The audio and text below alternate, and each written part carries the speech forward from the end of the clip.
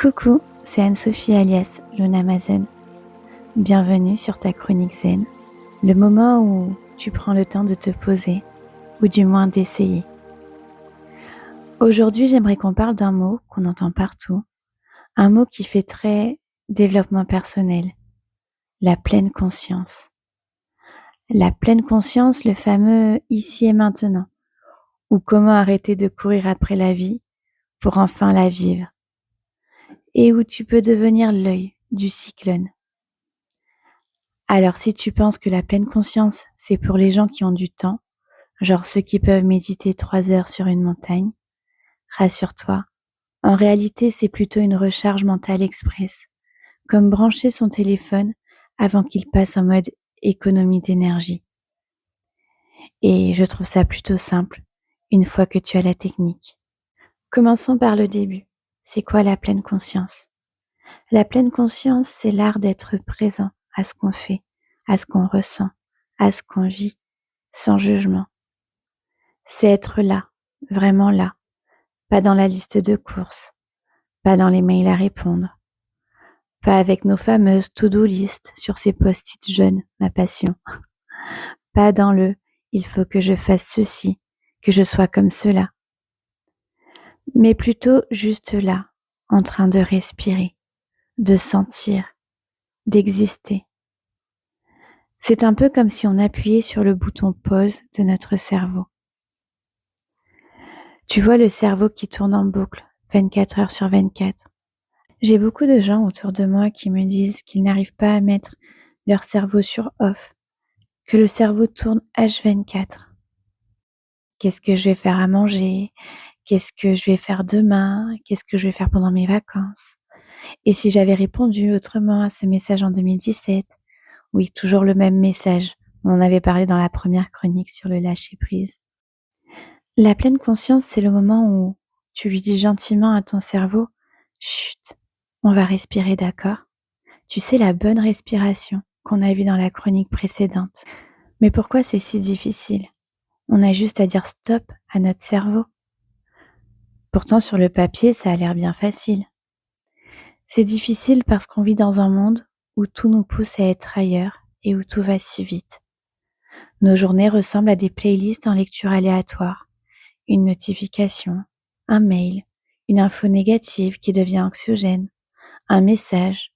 Et sans même s'en rendre compte, notre attention saute d'un sujet à l'autre toutes les quelques secondes. Et notre cerveau doit gérer tout ça. Il doit gérer un flux constant d'informations, d'images, de sons, d'émotions, et il s'épuise. Exactement comme un téléphone. Pour avoir un exemple imagé, tu vas avoir plusieurs applications ouvertes ou de fenêtres Internet actives. Il me semble que ça se dit ainsi, je suis un peu à l'ancienne, ou peut-être les onglets actifs.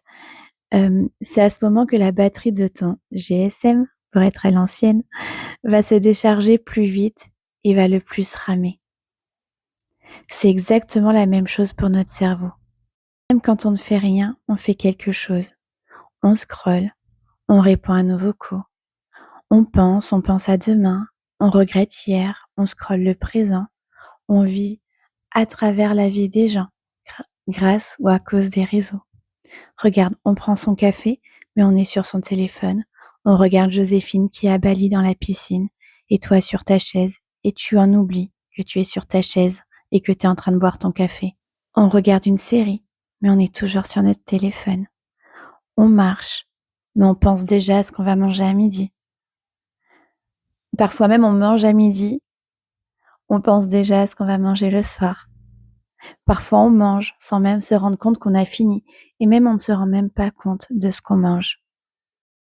Autre exemple que je vois souvent, et j'espère que la personne se reconnaîtra, on prévoit un voyage, on fait ce voyage, on arrive et on pense déjà au départ. On ne vit pas l'instant présent. La pleine conscience, c'est justement l'inverse de ce rythme-là. C'est ralentir dans un monde qui accélère. C'est un peu l'art de se reconnecter à la vie qu'on vit déjà, mais qu'on oublie souvent d'habiter. Pourquoi ça change tout? Pour moi, la pleine conscience apporte les mêmes bénéfices que le lâcher-prise et la respiration. On apprend à être présent, on se libère du stress. Le stress et l'angoisse, c'est souvent ça, une guerre mentale entre le passé et le futur. Tu penses au passé, à ce que tu as dit, ce que tu as fait, tu penses au futur, à ce que tu pourrais dire ou faire. Mais rarement là, ici et maintenant. Je le répète souvent car c'est important. L'instant présent. Là, toi en train de marcher. Là, toi sur le canapé. Là, toi dans ta voiture. Là, toi au bureau maintenant ou sur ta chaise. Dans l'instant présent, il n'y a pas de guerre. Il n'y a pas de stress. Il y a juste un souffle. Et ce souffle, c'est notre ancrage, notre fil conducteur, notre point d'équilibre, celui qui nous ramène à nous quand tout s'agite autour. Notre bouton pause dans le film de nos pensées. Et les études le prouvent. La pleine conscience apaise le système nerveux, réduit l'anxiété, renforce la concentration et même améliore le sommeil. Et puis franchement, c'est gratuit, sans effet secondaire, et ça se pratique n'importe où, dans le tram, le métro, le bus, la salle d'attente, au supermarché, quand tu es en train d'attendre à la caisse. Bon, si tu commences à respirer fort, les yeux fermés, dans le rayon charcutes, tu vas peut-être intriguer les gens, mais au fond, pourquoi pas? Tu pourrais en inspirer plus d'un. Petit jeu de mots. Mais comment on fait? Il n'y a pas de recette magique, il y a des techniques, mais les techniques sont basées sur exactement la même chose, la version simple qui est 1, on s'arrête, 2, on respire, 3, on observe. Et tu sais quoi? C'est tout. C'est simple et basique, mais pourtant si compliqué à faire dans notre vie actuelle. On met plus de la conscience dans ce que l'on fait. Et c'est ce qu'on doit faire. Pas besoin d'encens, ni de coussin en poil de yak tibétain. Pas besoin d'être perché au-dessus de la montagne. Pas besoin de parfumer de sauge. Tu peux le pratiquer dans ta voiture, dans ton lit, en étendant le linge. Le tout, c'est d'être là, ici et maintenant, encore une fois. Quand tu prends une douche, sens l'eau sur ta peau. Quand tu manges, savoure ta bouchée. Bon, sauf si c'est des aubergines ou des brinjelles pour les Réunionnais. Là, je t'autorise à décrocher un peu. Quand tu marches, écoute le bruit de tes pas. Sens le vent. Regarde les couleurs autour de toi. Peut-être que tu as un rayon de soleil qui vient sur ton visage. D'ailleurs, la marche en pleine conscience, c'est vraiment quelque chose de magique.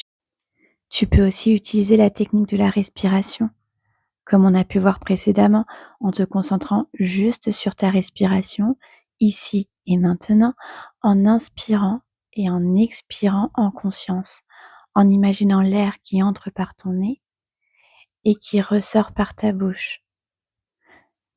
Tu peux faire la même chose en faisant un scan corporel. Tu amènes ton attention sur chaque partie de ton corps, le front, la mâchoire, les épaules, et tu scannes tout ton corps ainsi, en étant allongé sur un lit ou sur une chaise. Tu essaies de voir si à l'instant T, tu as des zones plus tendues que d'autres. Et si c'est le cas, quand tu inspires, tu imagines cette zone dans ton esprit, et quand tu expires, tu imagines que ton souffle vient libérer cette tension. Tu peux également faire une déconnexion consciente. Tu coupes ton téléphone pendant 10 minutes et tu profites pour écouter les bruits autour de toi, de sentir l'air, observer la lumière. Ça t'aidera à calmer ton mental. Et peu importe que tu sois parent, chef d'entreprise, au chômage, tu peux couper ton téléphone pendant 10 minutes. Tu as aussi l'écoute consciente. Quand quelqu'un te parle, fais le choix de l'écouter sans préparer ta réponse. Si tu prépares déjà ta réponse, c'est que tu es déjà dans le futur. Et en plus, tu ne l'écoutes pas totalement. Observe sa voix, ses mots, ses expressions, son visage. Tu verras, les échanges deviennent plus vrais, plus doux, plus humains. Et tu entendras et tu comprendras peut-être mieux la conversation. Petite pensée pour les hommes qui n'écoutent pas quand les femmes parlent. Bon, je ne pense pas que ça soit cette problématique. Je rigole. Tu as aussi le rituel du soir, en faisant un mini retour à toi et en observant ta respiration et en scannant ton corps sur le matelas, tu peux, par la même occasion, profiter pour remercier pour cette journée, même imparfaite, mais pour ces petites choses basiques que pas tout le monde peut vivre ou peut avoir. D'ailleurs, la gratitude sera sûrement le prochain thème des chroniques zen. C'est ça la pleine conscience. Redonner de la saveur à ce qu'on vit déjà. Comme d'habitude, tu commences à me connaître et à voir comment je fonctionne. Je te propose donc une petite méditation d'1 minute afin de pouvoir t'aider à vivre en pleine conscience. Alors je le répète, tu ne le fais pas au volant, tu ne le fais pas quand tu as des enfants dans les bras, tu peux le faire les yeux ouverts ou les yeux fermés. Là où tu es maintenant, pose-toi. Ferme les yeux si tu peux et si tu en as envie. Sinon, laisse-les simplement se poser quelque part. Inspire profondément par le nez et expire lentement par la bouche.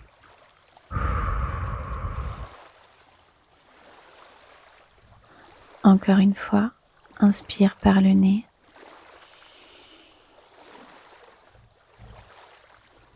et relâche tout ce qui peut se relâcher par la bouche.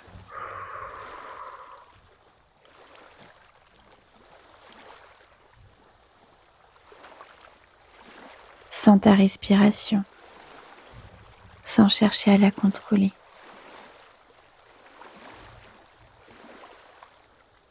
L'air qui entre, l'air qui sort. Juste ça. Et rien d'autre.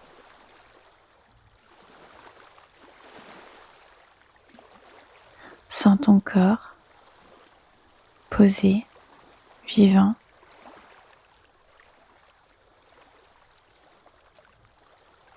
Tu remarques peut-être un point de tension, un endroit un peu crispé.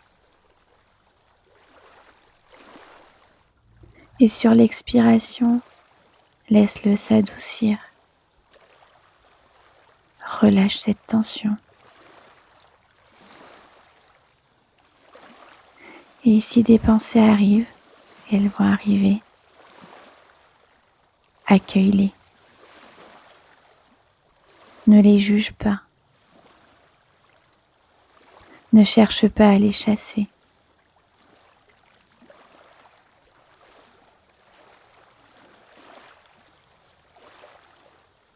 Imagine que ce sont des bulles de savon ou des nuages. Tu les regardes s'envoler et elles disparaissent.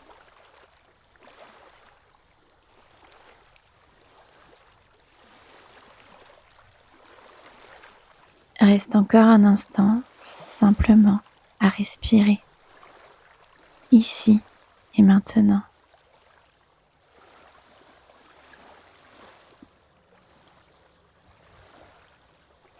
Et tu peux ouvrir les yeux. Voilà, tu viens de pratiquer pas 1 minute du coup, il me semble que c'est 3 minutes de pleine conscience et ça sans partir à Bali. Avec le temps, tu verras, on devient plus patient, plus calme, plus présent, même quand tout s'agite autour de nous. C'est un peu comme si on devenait le centre tranquille du cyclone. Les choses continuent de tourner, mais nous, on garde le cap. Et quand on apprend à vivre dans l'instant présent, on redécouvre plein de petits trésors. Un sourire, un parfum, un rayon de soleil, un nouveau goût,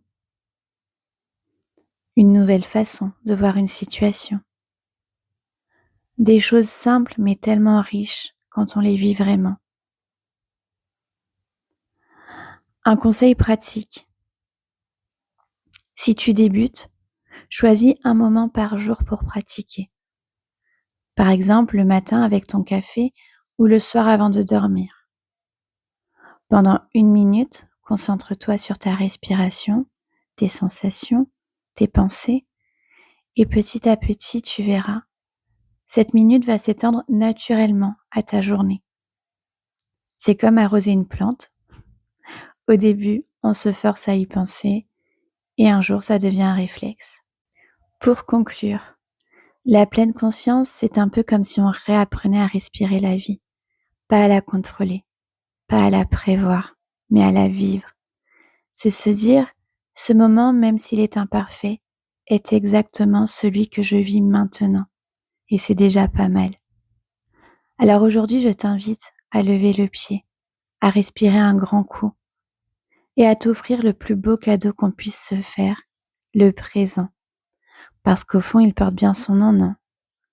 Et comme toujours, lâche prise, respire et laisse la vie faire le reste, ici et maintenant. À très vite.